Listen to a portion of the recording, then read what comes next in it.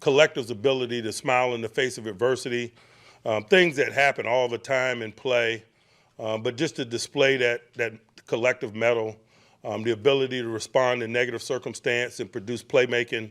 I think that's required, obviously, in the thick of your schedule in division play as the road gets narrow. It's just good to experience those things in the pursuit of victory.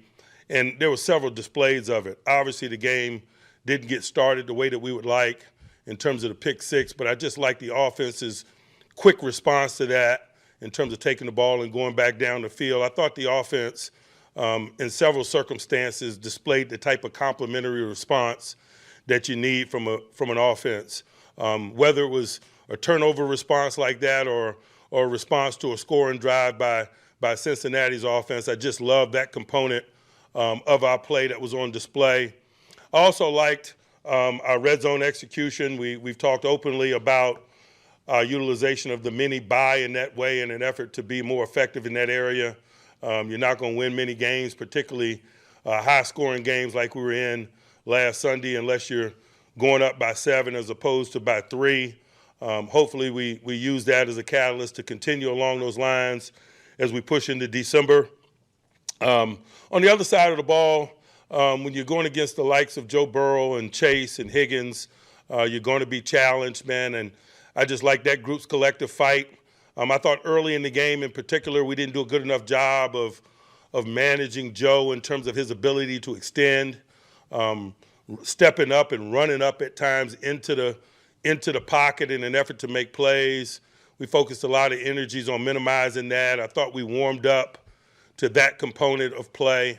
I thought we settled it down some in the second half with a variety of fronts and calls and so forth, and obviously the effort of our guys. You're going to need some turnovers to get out of an environment like that, and can't say enough about the efforts, not only in terms of the general playmaking, but the ball awareness. The hunting of the football is required. The 3 takeaways, obviously, one being a return for a score was a significant component in terms of how the game played out. I didn't like, a couple of things that happened in the special teams game. I thought they had the field position component of it. Our kickoff units didn't pin them back well enough. We deferred and chose to kick off, but I think they got the ball on the plus side of the 30. And when we make that decision, man, we're trying to fight for blades of grass. And, any yard that you get on the opposite side of the 30 is an advantage for us and not so when you don't. And so we need to get better in that area. And also we got a kick blocked, and, we can't allow anything to minimize the exploits and talents of Boz. It's automatic, and so we got to shore up those things, in particular because when you have stuff on tape in the NFL, you better respond quickly, appropriately in terms of minimizing it. Errors like that provide focus and agendas for others, and so we're preparing with an edge, understanding that as we get ready to go this week. From a health standpoint, a couple things of note. Fully expect Alex Highsmith to be available to us this week. We got some other guys that might position themselves for the consideration as well. Corey Trice, Mon Adams, Calvin Austin is in the concussion protocol, and so we'll follow the medical experts there and let them provide us appropriate information about where he is and what the prospects of his participation might be based on that. Now let's get back, and I say let's get back because it feels like I was just talking about Cleveland. Let's get back to Cleveland. If you saw the game last night, man, you saw what they're capable of with Dorsey as a play caller and Winston as a quarterback. There was some explosive playmaking. They went up and down the field. Judy had a big night.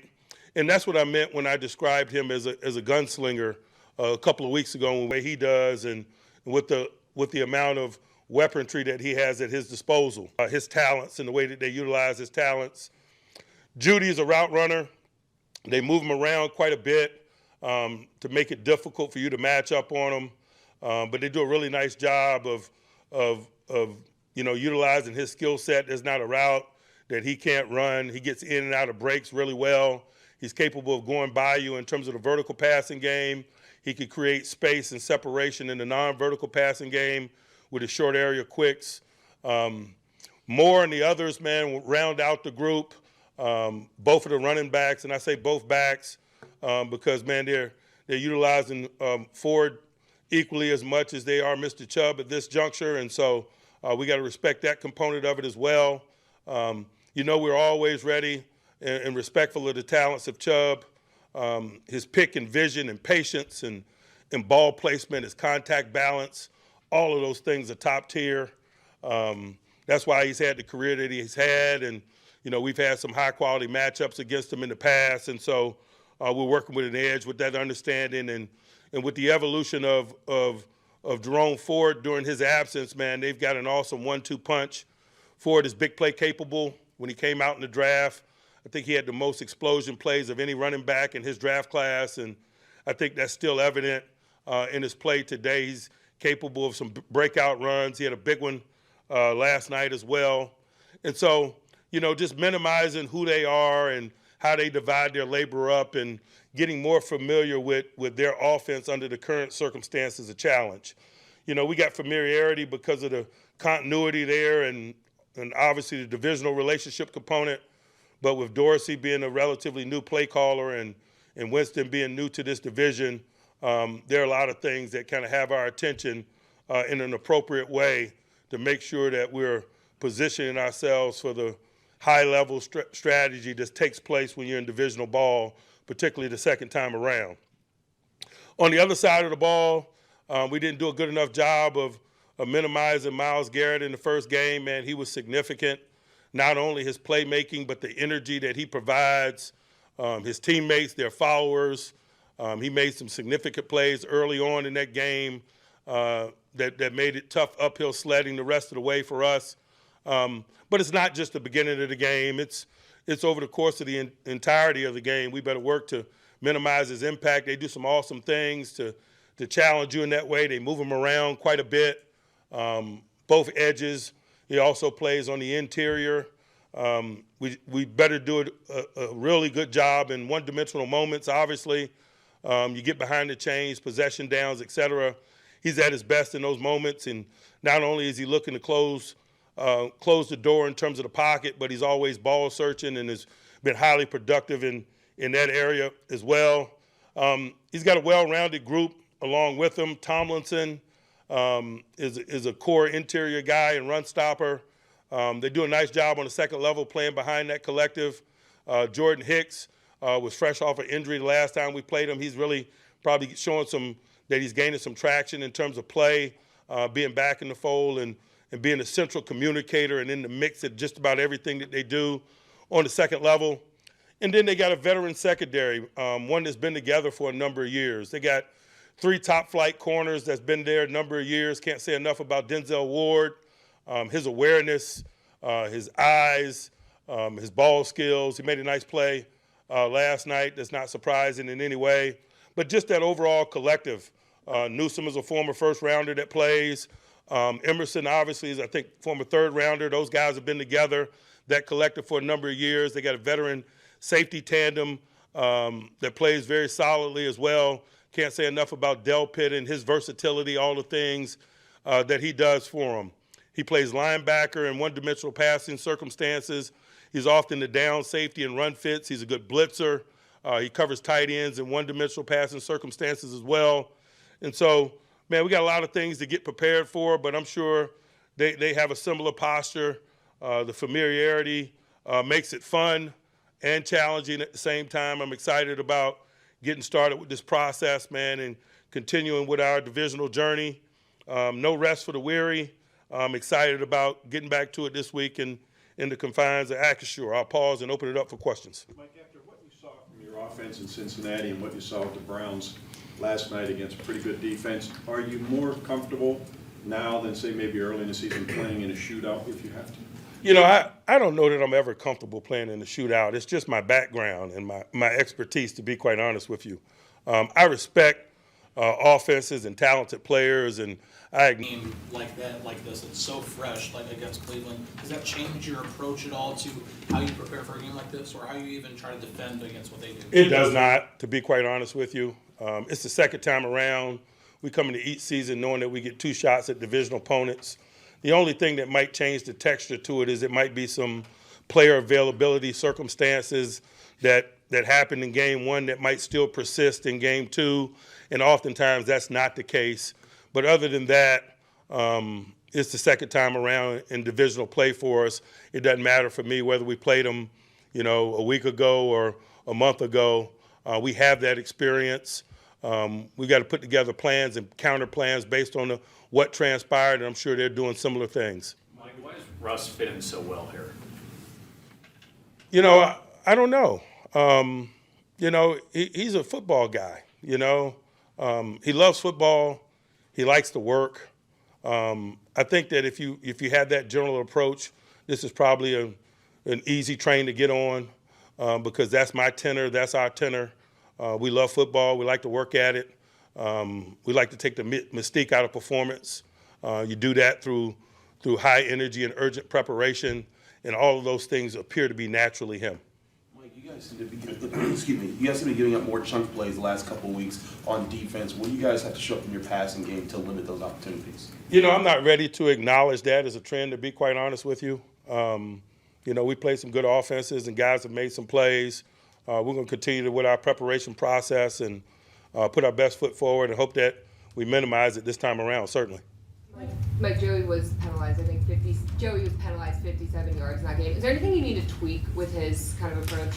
No tweaks in terms of the approach. Certainly, he could have been better from a technical standpoint. In review of the tape, some technical that I and he are willing to walk in an effort to be competitive. One thing we're not going to do is turn it down and allow him to catch the ball.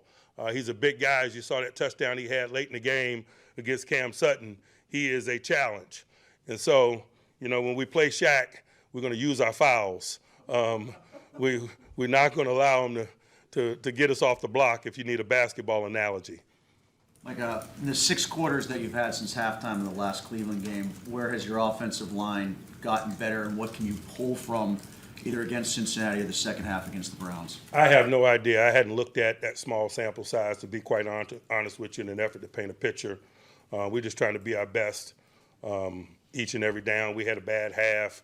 We made some corrections. We went out and played better in the second half. We had a week's preparation last week in an effort to tee up against a familiar opponent. So I don't know that there's any trends there worth mentioning from my perspective. Mike, is there a challenge in playing a team that they're not going to make it to the playoffs this year? They're maybe more aggressive. They went on 4th down a lot against you guys. Maybe if their season circumstance was different, they would be maybe more conservative. Is there a challenge in that? I don't care about the circumstances of people we compete against and how it might affect their decision making. I'm just playing to win. I assume that people are going to pursue victory aggressively. That's just a component of the National Football League, particularly as we get into December. And so I think I have that mindset every week. They could be targeting Darnell late in the red zone. What does it say about him that last week he adjusted to the game plan, was taking the checkdowns, and was kind of maybe smarter with the football? I don't know if there's an adjustment there. That's just such a small sample size. Like I was just saying there, we're going to have some plays that we wish we could have back. Scramble drills for Russ and the receivers or tight ends? It's a component of everything that we do. Sometimes we're more intentional about it than others based on a variety of circumstances, talents of people that we play, or the schematics that they deploy. We're capable of thoughtfully extending plays not only for our offense but for our defense to make sure that we're capable of functioning under those circumstances. Big plays happen on play extensions for both sides. It can be offensive positivity or offensive negativity, and so it certainly is an area to focus on and work. And during team development, I like for it to happen naturally. But if it didn't happen naturally enough, I'll create circumstances where it does. Mike, when you're the head coach in one place for as long as you have been, how do you go about ensuring that your voice stays fresh for players? And 2, how do you avoid, like burnout in a profession that really can promote it? That question's easy for me. I love what I do. It's my job and my hobby, so burnout is not a component of the equation for me. I'm excited each and every week about the challenges that this role provides me and us. In regards to the messaging getting stale, I work with extreme urgency because I realize the careers of these players are short. And so my audience is forever changing. And so I'm less concerned about getting stale, and I'm more concerned about matching the urgency that is the short careers of most of these players. You know, there are outliers like Cam that's been in there for, 25 years listening to me, but, I care less about, how he receives the message and more about developing guys like Benton, who's a year and a half into receiving these messages.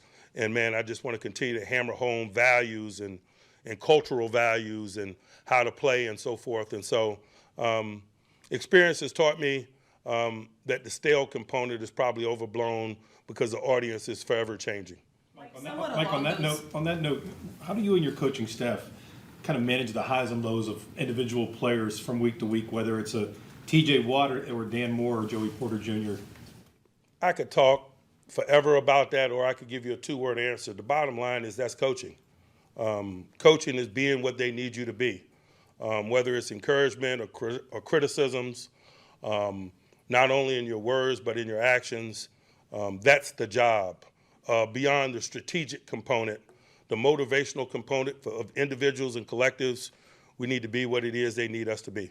Mike, after the game, you said that George needed to grow up regarding the penalties that he had. That's been a recurring thing. Because of that, at what point do you consider changing the approach to work on him minimizing those penalties and situations in game? I'm not going to give you any detail about what goes on behind the scenes in terms of his growth and development. You know that's my style, and I'm going to be really consistent in it. Being transparent with you guys doesn't necessarily help or accelerate the growth process, and that's my agenda, not necessarily feeding the beast. But is it a concern that he's had these penalties that are costly? If it is or isn't, I wouldn't necessarily tell you, to be quite honest with you. Mike, you threw the ball to your run people. 3 passes to Michael Pruitt, you targeted. Ben caught one pass and then another 3 to Cordero. Is that a matter of changing your tendencies, wanting to change your tendencies, and is that just part of coaching and schematics? I think it's being inclusive, man, and spreading the ball around, and Russ did an awesome job of that. I think when you do that, Had more yards after the catch in that game something than any team had all year. Is that something that you guys think you can replicate more often this season, just with the playmakers that you have? It has been our mindset since the early stages of team development. We've placed Mike Sullivan in charge of run after. He's a run after catalyst for the group. Sometimes if you want to point an emphasis in a certain area, you put somebody in charge of it, you allow them to own it. Grady Brown's in charge of the turnover culture on defense, for example. And because those are spaces that we want to dominate, we want to be a lead in. We believe it makes our process of the pursuit of victory more fluid. And so we're excited about that. It's not haphazard. It's very intentional, and hopefully it continues. How does Russ's experience help that, with just pre-snap recognition to getting the ball out in the right spots? Russ's experience helps with everything. You could apply that to any discussion. He's been doing it at a high level for over a decade, certainly. What does the ability to play 3 outside linebackers do for your defense? And now that you have your full complement from one of the few times this season, do you think you could do it more? It's pretty exciting, isn't it? Let's see where the roads lead, man. We got a week of prep. You can't run out of rushmen. I'm so excited about the potential of getting Alex Highsmith back, and the development of Herbig. The acclimation of Preston. You can't run out of rushmen, particularly in December. And so it's exciting. Make no mistake, there's enough work for all parties involved, and we're excited about sorting that out as we prepare. You talked about moving the ball around. How much more does it need to be moved around to get Mike involved, or when perhaps can he get into the dominoes here? It's going to happen. It's simply a matter of time. I was really encouraged by the playmaking that he made during the week in preparation for the game. And oftentimes, when you're making plays in preparation, it ultimately shows up in play. And so I don't think any of us are pushing the panic button in that regard. I think all of us are just, anxiously awaiting what we're looking at day to day to turn up with a higher level of consistency in stadium in terms of the opportunity. Mike, last time you played the Browns, you were facing a short turnaround in a hostile environment and the weather conditions. How much does this maybe play in your favor this time? I hadn't thought about it, to be honest with you. Some of those variables that you mentioned are things that I ponder late in the week where there's less speculation about weather conditions and so forth. At the early stages of the week, man, I'm just leaning in on the strategy, the player matchups, and the divisional labor component of planning. Mike, on that 43-yard slant to Van Jefferson, Russ is at the line of scrimmage. Is he going through some different checks? Is he changing the play, or is that just an example of his experience? Potentially. And it is an example of the latitude that experience provides, not only in terms of getting us in the correct plays, but just the communication component in a hostile environment and working the play clock and some of those things. That's what I mean. There's not a equation or circumstance where his experience doesn't work. He is a big-time competitor. He's excited about the next challenge. He cares less about what's in our rear view, only in terms of how it helps us get better. He's loving being a component of this AFC North football, and so I'm excited about continuing to go with him and what waits on us this week. Mike, is there something about Joey's comportment that sort of allays any concerns about one bumpy week sort of bleeding into the next? Heck yeah, man. He's got a serial killer's mentality. But if you're going to be a top-flight corner, you better. And that's probably one of the things that I knew about him because of our personal relationship that really made me comfortable drafting him. It's not fake, it's real. He's not running from the fight, he's running to the fight. You better have a short memory at that position, and he's always had it. He was probably 9 or 10 when I met him, and he had it then. Can you expand on the serial killer mentality? Meaning that, he's a competitor. He's running to it. He's ill-affected by the outcome of plays. His confidence is unflappable, and all of that is needed. Mike, Cam Sutton got the majority of the snaps over Beanie Bishop. What was the reasoning for that decision? Just the complexities of what they do offensively, the fact that we were facing Joe Burrow, some of the challenges in terms of how they move people around. Why we were so excited about getting Cam back. He's a Swiss Army knife. He's an awesome communicator. He's a high-level professional, and you have an opportunity to utilize those talents in a game like that. It's helpful. There's some things that Beanie does better than him, and so it's just really cool to have viable, capable guys for circumstances because we're going to divide the labor up as we see fit in an effort to position ourselves to win football games and in that case, play good defense. Anyone else? Mike, you gonna watch Hard Knocks? Absolutely not. All right, we'll end on that. Thanks, guys.